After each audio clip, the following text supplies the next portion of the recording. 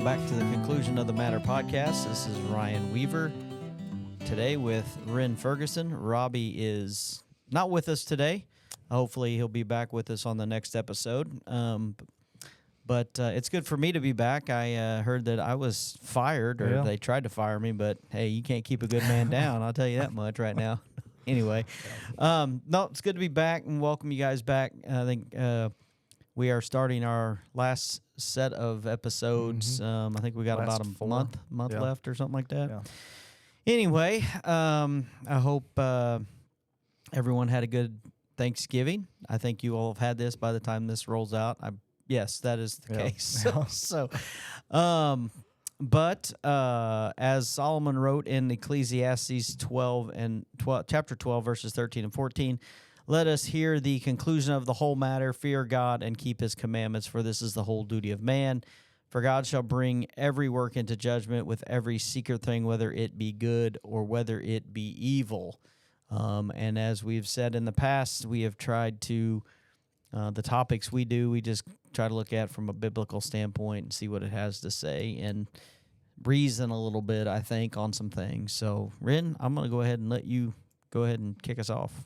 All right. Well, as he mentioned, it's good to have everybody tuning back in. We are going to be looking at something, and the title of this episode is going to be Churchianity.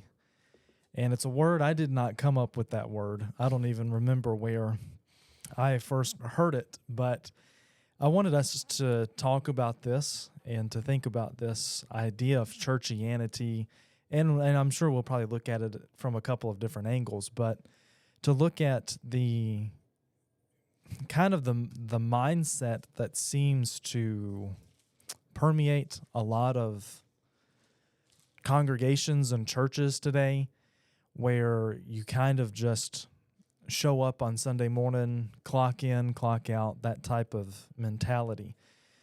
Because I think it's so common today, and I'm not entirely certain why that is the case.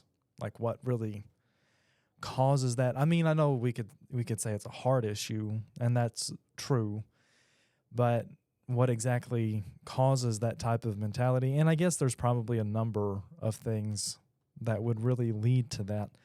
But I wanted to look at that concept because I know when we look at Scripture, I mean, honestly, Sunday mornings is just, that's kind of, in my view, not to diminish the importance of Sunday mornings, but it's kind of a drop in the bucket as far as our lives for Christ are concerned. Like that's the bare minimum is kind of what I'm thinking, is that should be, I guess, a fundamental principle is, yes, you show up for worship, but then there's so much more to living the Christian life outside of just Sunday.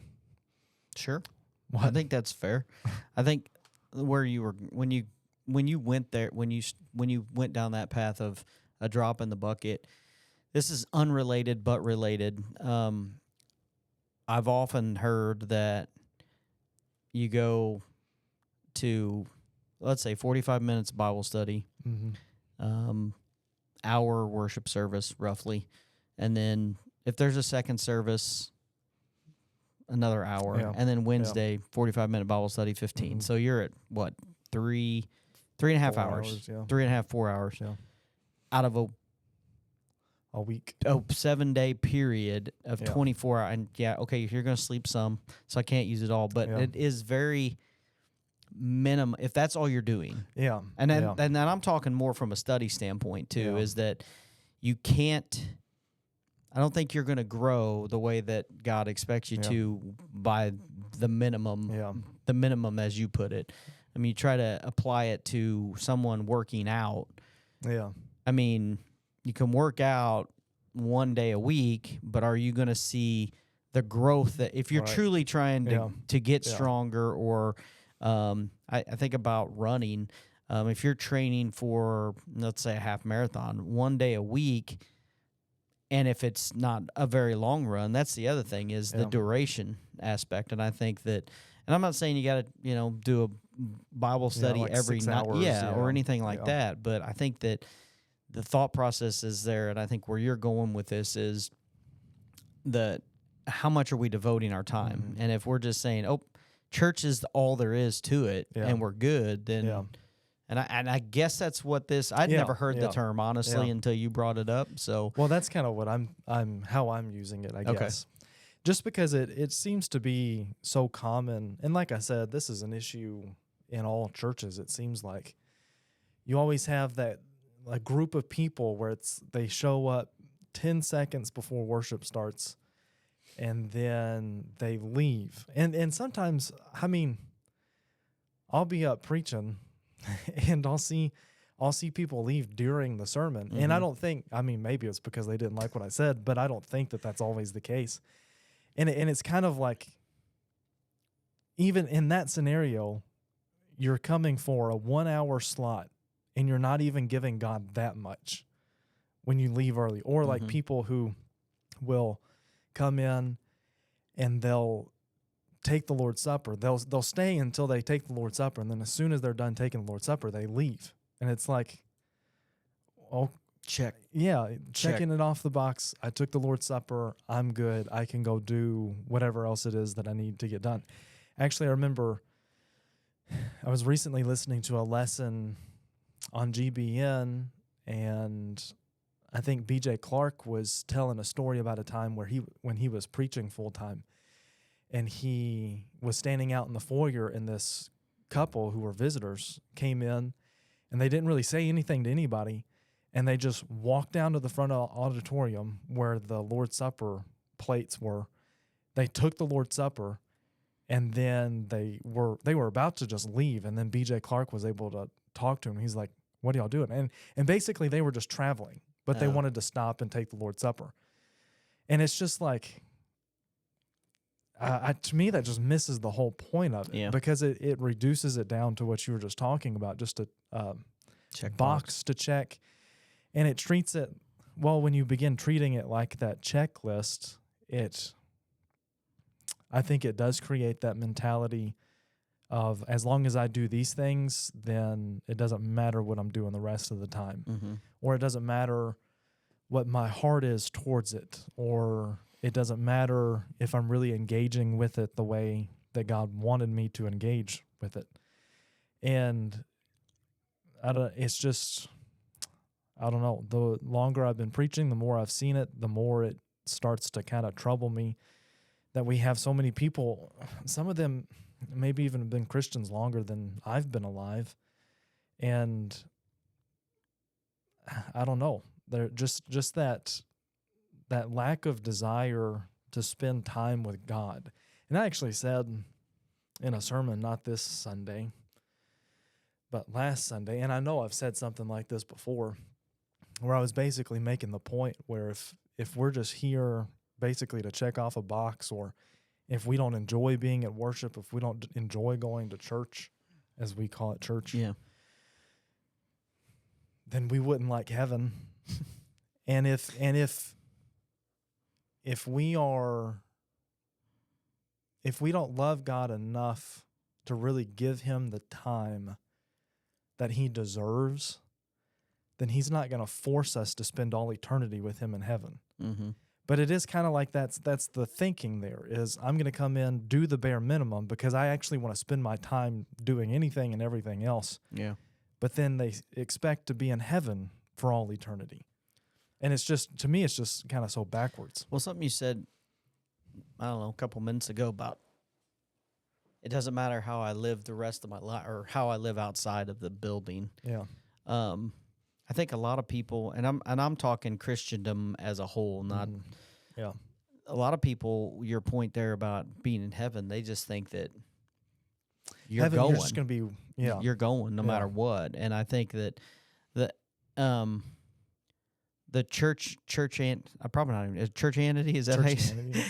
That what I thought of was people trying to separate, and what I kind of mentioned before, and you thought I was going the other way, of you can't have Jesus without the church, and I'm like, well, I think when I think of this word, I'm thinking people want the church without Jesus. Without Jesus, it's like I want the social aspect. I want the it's a good. There is a social aspect to it. It's that family aspect, but some people are like, oh yeah, I go to church. I got good friends there, and we have fun together. But I don't need all those rules. I don't need all of the commandments. I can do what I want. Yeah. And it's like you can't. When we say the other way, it's like you can't have Jesus without the church, because some people will say, I don't have to go to church. I can worship wherever, I can worship out of my boat on the lake or on the golf mornings, course, something like that. We've always said you can't separate. Yeah. The same's true. You can't separate. You got Ephesians chapter 5, Colossians chapter 1, and a couple places there. The church is his body. And you can't separate the head from the body, or it's dead. You know what I mean? Yeah. So it's like I think sometimes it's like, oh yeah, I go to church, that's where I go to hang out. And again, I think there is an aspect of that. People long to see their friends I don't even attend here anymore, so when I get to see people from here, it's great, but you do want to be around the people, and I think that's important, but is it the sole reason? Right. I think. Yeah, and as you were talking, I was thinking to go along with that point is there definitely is a social aspect of it. Hebrews 10:24 says to remember one another, how to stir one another up to love and good works. There is definitely a social aspect of it. In fact, I did a sermon a while ago about the benefits of worship and the different ways that worship engages us, like on an intellectual level, a spiritual level. One of those things is on a social level, because we need that interaction with people, especially people that think like us, right, that have the same core beliefs as we do. We need that type of interaction. But I think in our culture, like you said, speaking about Christendom by and large, it's kind of shifted to where the emphasis is on the social aspects of it instead of on Christ and the things that he would have us to do. And I mean, I think we see this with people who, like when they're trying to determine what church to go to, one of the first things they'll look at, for some people, not everybody, is, well, what programs do you have? And basically it's, if you don't have the programs that I like, that are going to cater to me, I don't really care what you're teaching or maybe what other works you're doing. I want to go find a church that's going to meet that. Meet that social need that I have first. And it becomes, not that those programs are inherently wrong, but it becomes a priority to people. And that's when I think it crosses a line.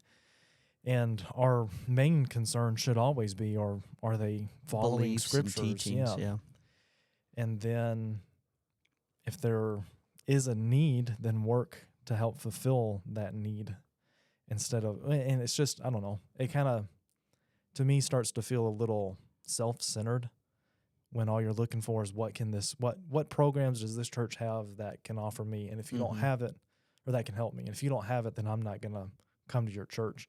It just seems kind of strange to me. Well, it's not strange. That's just the way our culture is. Everything is about catering it to us, when I think we need to keep the proper things in perspective here.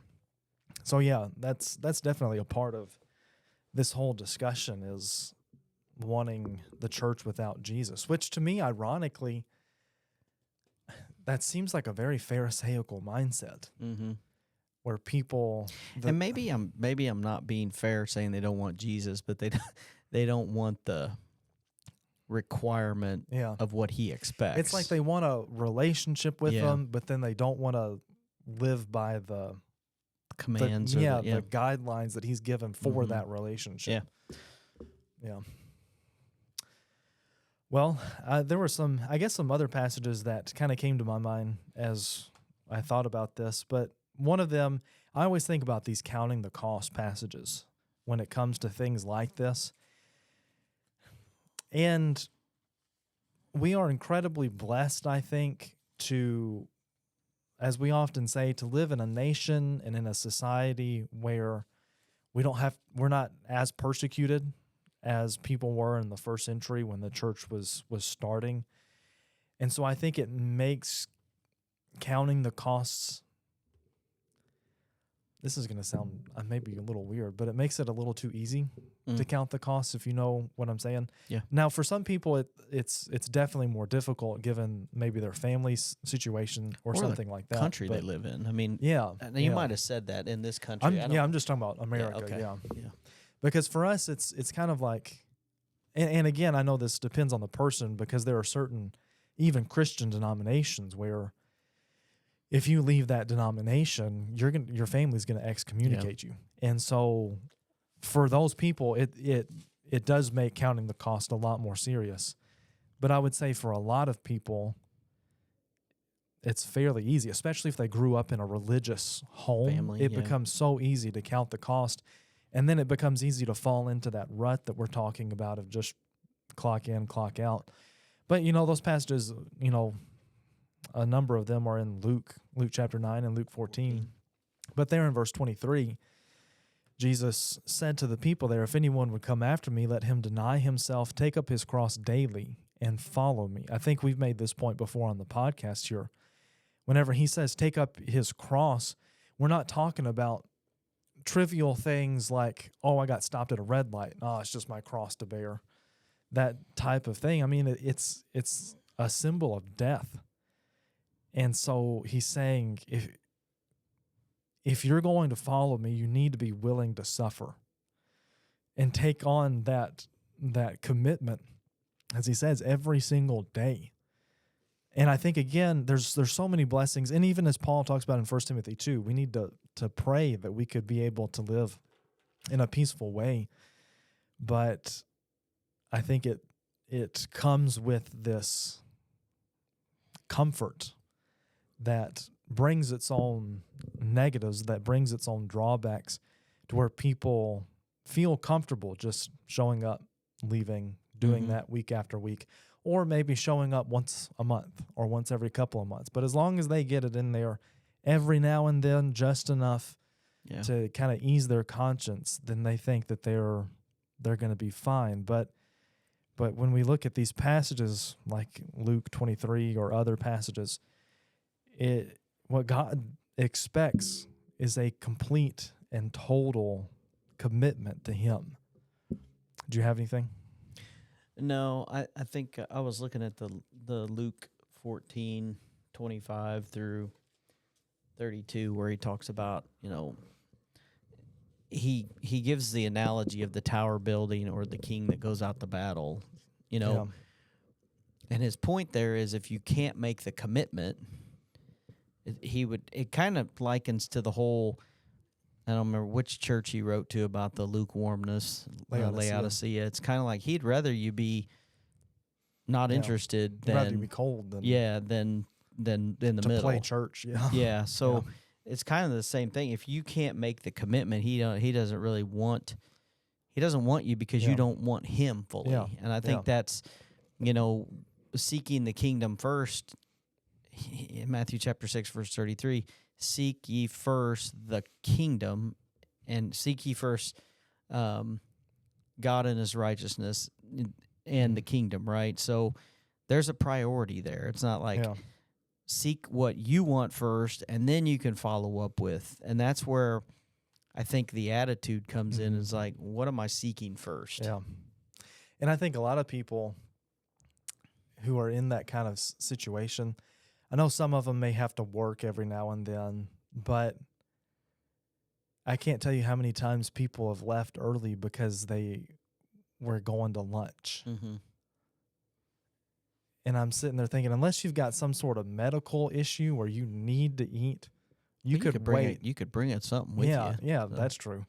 But you could wait to go eat. I mean, Jesus and the apostles, they worked so hard. I can't remember the verse reference now, but they worked so hard that they didn't even have time to eat. And so Jesus had to put a pause on everything so that they could have some time to rest.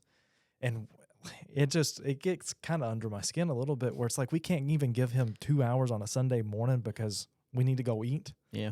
Like, are you kidding me? We are conditioned. Unfortunately, we are, and I think you didn't say it exactly this way. You were saying, I forget how you said it, but something along the lines of where I'm going is we are very time conditioned. Yeah. Our society is very time conditioned. Work is typically time conditioned. Mm-hmm. Sporting events are time conditioned. Movies are time conditioned. Everything is within a certain block of time. I don't know that existed in the first century. I really don't. I'm sure they worked at certain times, and there was a certain, but we are but very. There's a bit of fluidity to it. Yes, too. Yeah. and we are just very rigid, which I'm guilty of in a lot of ways. Yeah. It's like, nope, it's 5 o'clock, it's time to quit, or it's 3. I have worked my 8 hours and 10 minutes today. Yeah. I'm done. And it's like some of that's okay, but it's like, we just expect stuff to. We do. I mean, we do, and I don't know how. Unfortunately, that is what I am. Well, that's what our culture, our society has conditioned us to. That's the word. Conditioned is you are very time. We are time boxed. Yes, we are. And God is. That's the other thing. God is not time boxed. Mm-hmm. So well, and with all of the things in life, and I know you were not saying this, but there's nothing wrong with working a set number of hours or sticking to a schedule with those types of things. The problem is when we begin to approach our relationship with God in that type of way of, well, I've done my 30 minutes of Bible study, if that, and so I'm good for the day. Not trying to take away from the importance of that. Sure. But that mentality of just filling the time and not really being invested in it, regardless of how long or how short. And that's the other thing. As far as the personal daily stuff, I don't think it really matters how long you do it or how short it ends up. Mm-hmm. But as long as you're making it a priority, that it is the most important thing to you. And I also think, going back to the time thing, I think we just need to, on Sunday mornings, let's just go. Let's just start, and then when we end. Because I get kind of tired of having to feel like I need to cut stuff out of my sermons and all of that, because class starts in 15 minutes or whatever, and we are very much so ruled by the clock. Mm-hmm. And I mean, Robbie and I kind of talked about this on the Thanksgiving episode. In the places where I've been on mission work, and I would imagine it's probably the same way where he's been too, it's almost like the clock doesn't exist to those people. It's like you say, we're going to meet at 9. It could be 10, 10:30, maybe even 11 by the time they actually get there. Because it's not that important. They'll get there when they get there. They'll stay however long they need to stay to finish whatever it is, and then they'll leave and they'll sort everything out later. And it's like whenever we go with Dad to teach the Bible college courses, those people will be, depending on where you are, but in a lot of places, their church buildings are basically a concrete slab with maybe a quarter wall that goes around the perimeter, and it's got some pillars, then it holds up a tin roof. And that's pretty much their church building. They don't have pews, they don't have chairs, anything like that. And they'll come and they'll sit cross-legged on that concrete for 2 hours a night while we're teaching the Bible college courses. And they'll sit there. I mean, we do take a break after an hour, but 2 hours sitting on concrete, I don't think you would find a single person in America that would be willing to do that. Or a lawn chair. Yeah. But then again, it just goes to highlight that difference in mentality. They're not bound by the time. Mm-hmm. They would stay there however long. And I think for some of them, it's because they're so invested in what the scriptures have to say. Mm-hmm. And I think we need a little bit more of that mentality. You have anything else? No, I don't think so. Well, I mean, there's really so much that we could look at. And I think that passage you brought up in Matthew 6 is a great passage to seek first the kingdom of God and his righteousness. I mean, if God is not first in our life, then we're just fooling ourselves. And if he's just something that we put on the back burner every time it becomes inconvenient, then we might get through this life thinking that we're fine, but one day that's going to catch up with us. And I think of James 4 and verse 4, where he says, "You adulterous people, do you not know that friendship with the world is enmity with God? Therefore, whoever wishes to be a friend of the world makes himself an enemy of God." I've mentioned this a lot before in sermons and everything.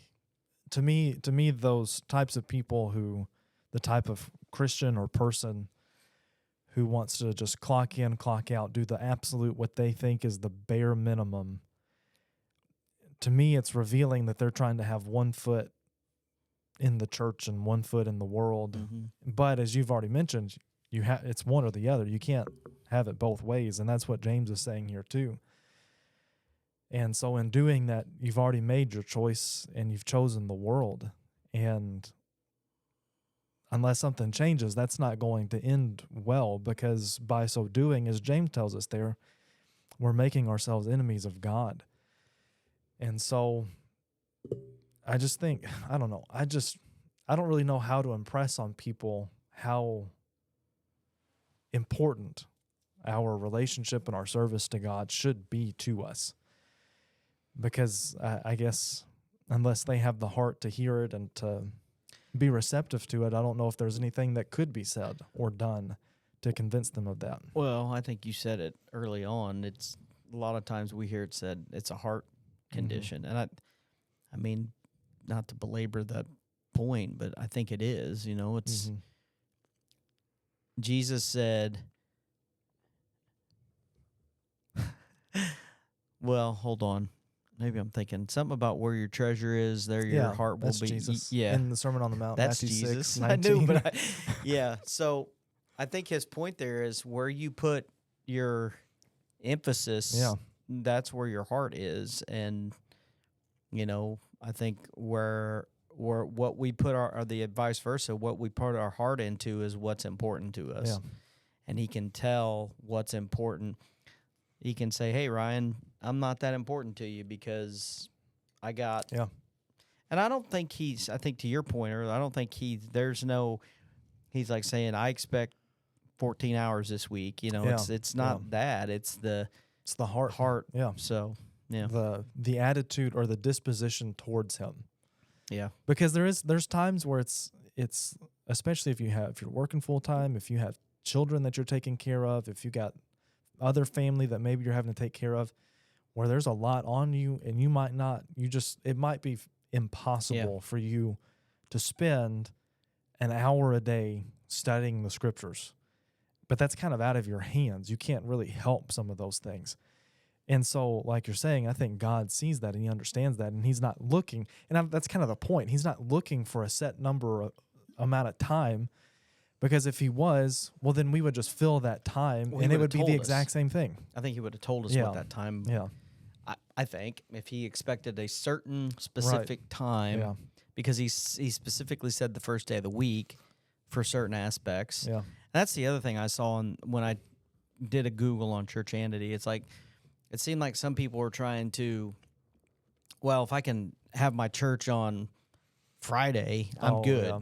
And just as long as you get it in. As long as you get it in. And I think the point of the people on the articles there was like, that's okay as long as it doesn't take place of the direct commandment of assembling on the first day of the week, participating in the Lord's Supper the first day of the week, the offering, those things that are spelled out. Because there's absolutely nothing wrong with having a worship service on any day of the week. Yeah. As long as it doesn't, I think that was the other thing is mitigating something that's inconvenient for you on Sunday and replacing it with something else. Yeah. So Oh. Anyway. Well, you have anything else? I'm sure there's probably more that we could say, but I guess we'll stop our ramblings on that for now. Sounds good. But again, I hope that this has been helpful, at least maybe thought-provoking for you. And if you find yourself falling into that mentality of just trying to clock in and clock out, we do urge you to reevaluate your priorities and where your heart truly lies and redirect that towards God. But if you have any comments or if you have any questions or topic suggestions, please feel free to send those to us at the conclusion of the matter at yahoo.com or in any other way that you might be able to reach us personally. And we would be happy to take that into consideration. We just have a few episodes left in this season, and so then we'll be beginning planning for season 8 here pretty soon. So if you have any suggestions, please get those in and we'll try to work those into next season. But I guess for now, we can say this is the conclusion of the matter.